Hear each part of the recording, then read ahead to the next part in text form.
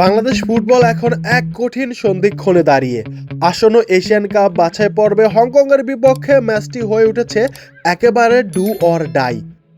জাতীয় দলের অধিনায়ক জামাল ভুঁইয়া স্পষ্ট জানিয়ে দিয়েছেন, এই ম্যাচ না জিততে পারলে এশিয়ান কাপ খেলার স্বপ্ন কার্যত শেষ হয়ে যাবে। আগামী 9 অক্টোবর ঢাকার বসুন্ধরা কিংস অ্যারেনায় মুখোমুখি হবে বাংলাদেশ ও হংকং। এরপর 14 আগস্ট হংকংয়ের মাঠে ফিরতি ম্যাচ। তবে সমীকরণ পরিষ্কার, ঢাকার ম্যাচে জয় ছাড়া আর কোনো বিকল্প নেই লাল সবুজের প্রতিনিধিদের সামনে। আগামী ম্যাচকে কেন্দ্র করে জামাল ভুঁইয়া বলেন, আসলে এই ম্যাচ আমাদের জন্য সত্যিকারের ডু অর ডাই।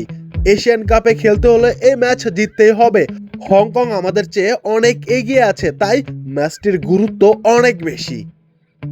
সি গ্রুপে পরিস্থিতি বেশ জটিল। সিঙ্গাপুর ও হংকংয়ের পয়েন্ট 4, তবে গোল ব্যবধানে এগিয়ে থেকে শীর্ষে সিঙ্গাপুর, 2-এ হংকং।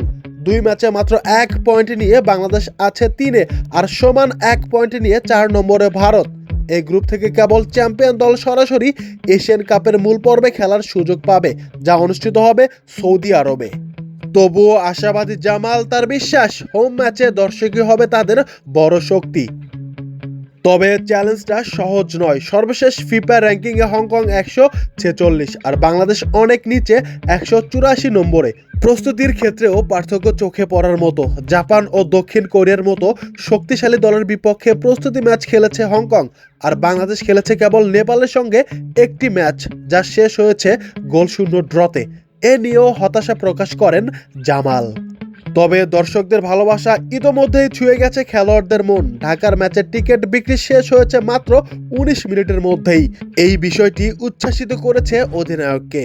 এখন দেখা যাক বাংলাদেশ হংকংয়ের বিপক্ষে ম্যাচে কি করতে পারে। আপনাদের কি মনে হয় কমেন্টে মতামত দেখতে চাই। Rabiul Hasan, the round.